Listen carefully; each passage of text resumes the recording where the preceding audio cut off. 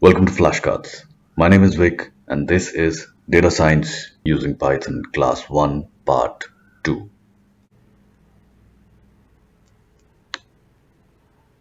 Now we'll try and understand how do we install Anaconda. It's pretty simple.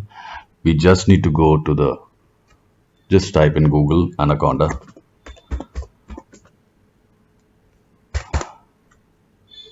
Just go to the Anaconda website. Once you scroll down, you will be able to see the option to install Anaconda for three platforms, be it Windows, Mac, or Linux. So based on your operating system, you need to go ahead and install the Python version. Now you will be able to see there are two versions, the Python 3.7 version and Python 2.7 version.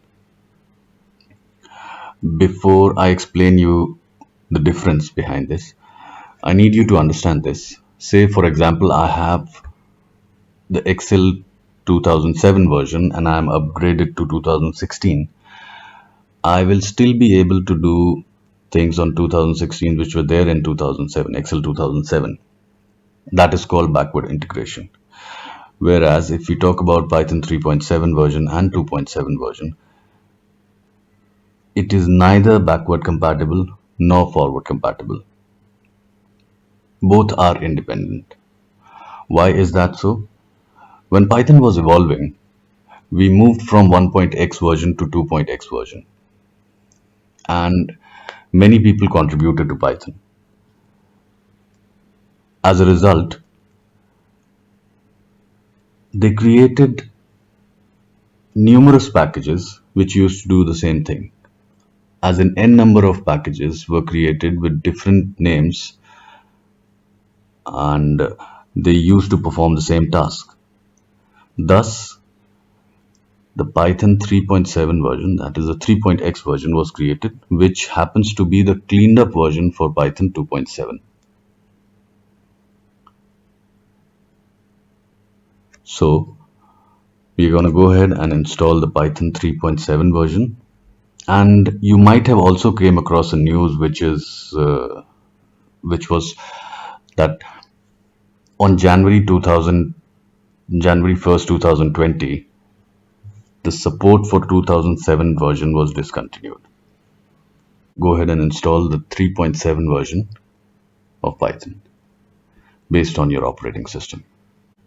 Once you have downloaded and installed Anaconda in your system, you will have Python as a language, Spider, the reporting tool Jupyter, along with it the various other packages in your system. You can also see it here. If you check this particular folder, Anaconda 3, by the name Anaconda 3, you will get Anaconda Navigator, Anaconda Prompt, Jupyter Notebook, and Spider. Now you can work on any particular GUI to write codes on Python. For this course, we will be writing codes on Jupyter Notebook. Now, how do we launch the Jupyter Notebook?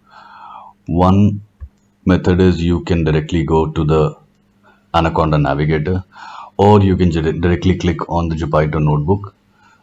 A more efficient and faster way is if we go to Anaconda Prompt and just type Jupyter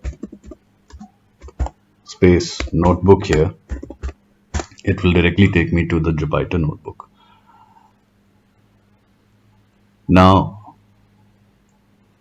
this tool is a browser-based tool. Many of you might have this confusion that since it's a browser-based tool, do we require internet to run that? No. Why? Number one, because Python is already installed in our system, and you might be able to see that whenever we are able to launch a particular tool through localhost, that means the server is hosted locally in the system. Thus, we do not require internet to launch Jupyter or to work on Jupyter. Now, this is not the Jupyter Notebook. We need to click here on New, and Python 3 based on the version which you have installed.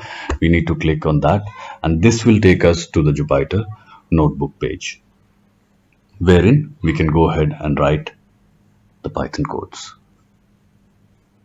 In the next phase, we'll start writing the Python codes.